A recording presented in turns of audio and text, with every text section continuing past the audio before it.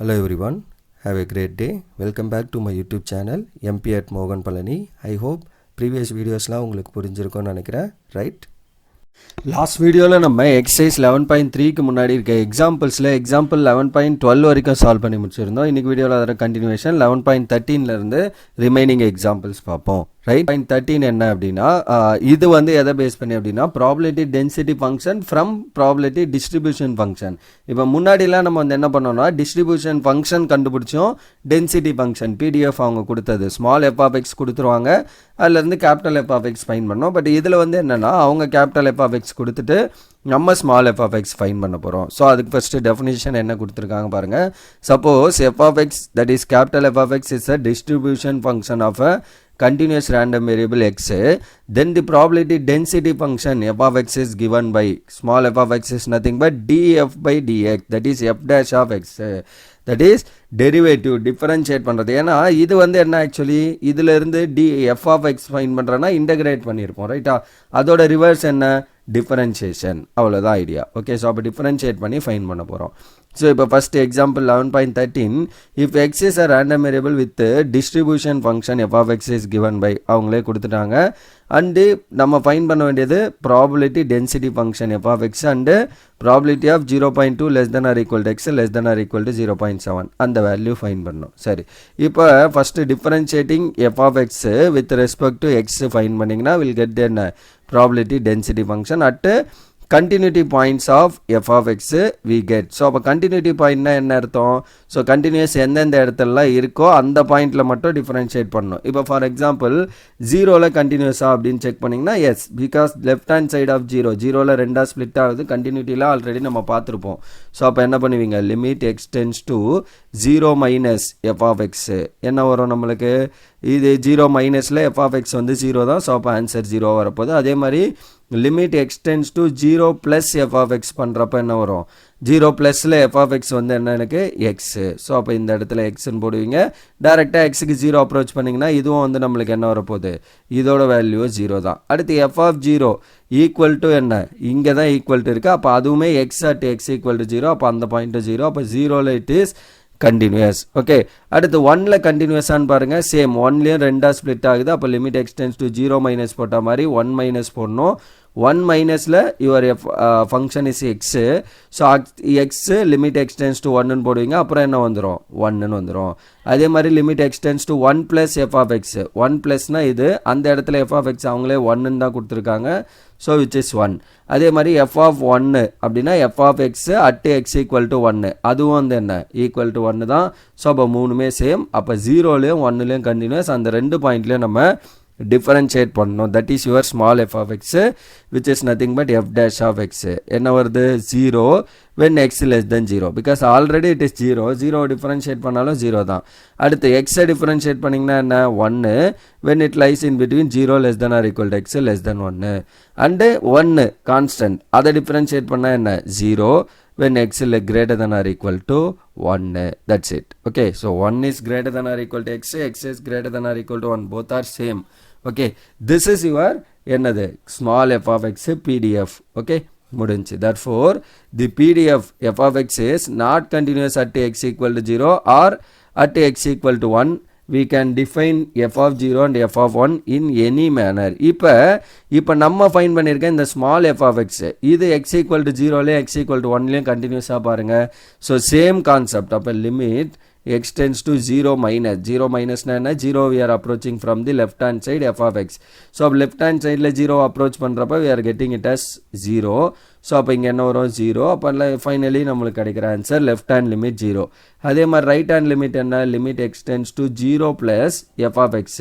so 0 plus na 0 right side approach பண்றப்ப f of x என்ன 1. so இங்க ஏதா x இருந்தா தான் நம்ம என்ன பண்ணுவோம் 0 ன்னு சப்ஸ்டிட்யூட் பண்ணுவோம், x இல்ல, so இதோட answer 1. left hand limit or right hand limit not equal, so not continuous at x equal to 0.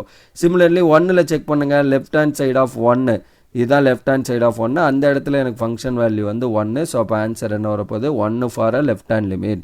Right hand limit இந்த இடத்துல, அந்த இடத்துல எனக்கு ஃபங்க்ஷன் வந்து என்ன 1 ப்ளஸுக்கு பார்த்தீங்கன்னா 0, ஸோ தட் இஸ் ஆல்சோ 0. அப்போ ரெண்டுமே ஈக்குவல் இல்லை, அதனால் என்ன at 0 as well as 1 ரெண்டு பாயிண்ட்லையுமே வந்து என்ன இந்த f of x வந்து கண்டினியூஸ் இல்லை. அதனால் நம்ம என்ன பண்ண போகிறோம், f of 0 and f of 1 என்ன வேணால் நம்ம கன்சிடர் பண்ணிக்கலாம். அதுதான் இங்கே நம்ம பேசுகிறோம். let f of 0 வந்து we are taking it as 1 and f of 1 வந்து என்னென்னு எடுத்துக்கிறோம் 0. ஏன்னா இங்கே பாருங்கள் f of 0ல் தான் வந்து என்ன வந்திருக்கு நம்மளுக்கு 1ங்கிற மாதிரி வந்திருக்கு. அதே மாதிரி 1ல் it become 0. அதனால் we are considering that as 1 and 0. ஓகேங்களா, f of 0 எந்த இடத்துல ஈக்குவாலிட்டி மென்ஷன் ஆகிருக்கோ அதை நம்ம பாயிண்ட்டாக எடுத்துக்கிறோம் அந்த respective function. Similarly f of 1 வந்து என்ன வருது 0. ஸோ f of 0 வந்து 1, f of 1 வந்து 0 அப்படின்னு நம்ம அசியூம் பண்ணிக்கிறோம். therefore the probability density function is, so what is the probability density function f of x right now?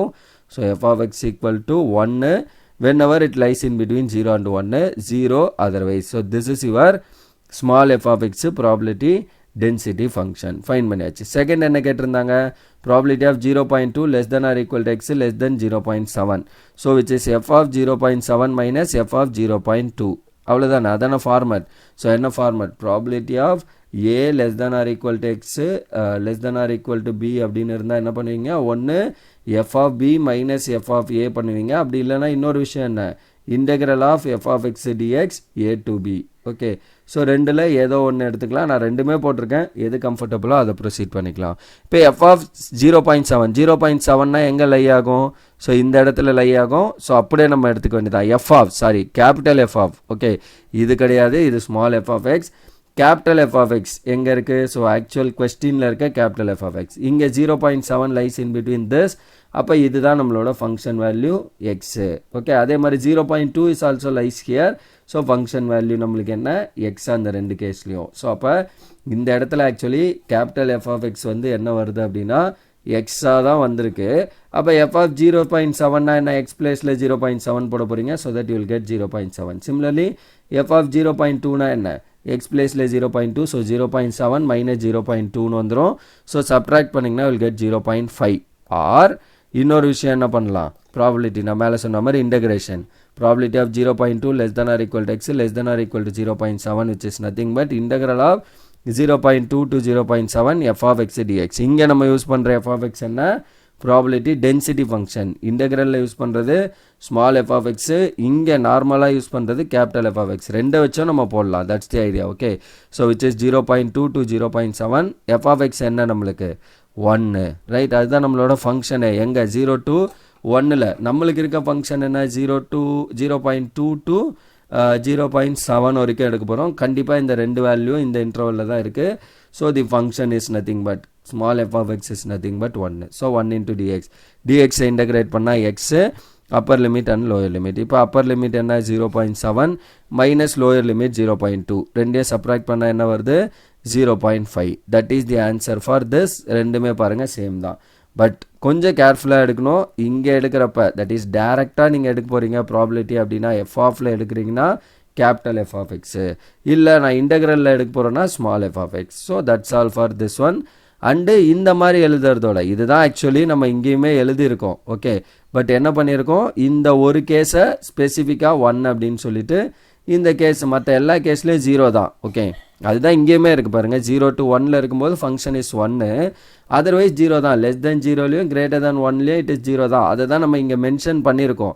இந்த வார்த்தை நமக்கு புரியணுங்கிறதுக்காக நம்ம ஏன் அப்படி எடுக்கிறோம் அப்படிங்கிறது புரியணுங்கிறதுக்காக we are defining this. Okay, அந்த ரெண்டு பாயிண்டில் கண்டினியூஸ் இல்லை, அதனால் we are taking like this. அவ்வளோதான். Okay, so that's all for this example and that's all for this video also. So இந்த வீடியோவில் ஜஸ்ட் இந்த ஒரு எக்ஸாம்பிள் மட்டும் பார்த்துருக்கோம். இன்னும் ஒரு 2 எக்ஸாம்பிள் இருக்குது. ஸோ அது ரெண்டையும் நம்ம இதிலே கம்ப்ளீட் பண்ண ட்ரை பண்ணோன்னா it takes more time. So just அந்த ரெண்டை நம்ம அப்கமிங் வீடியோவில் சால்வ் பண்ணி கம்ப்ளீட் பண்ணி முடிப்போம், right. So that's all for this video. Remaining things will see in the next video. Thank you. We'll see in the next video. Thank you.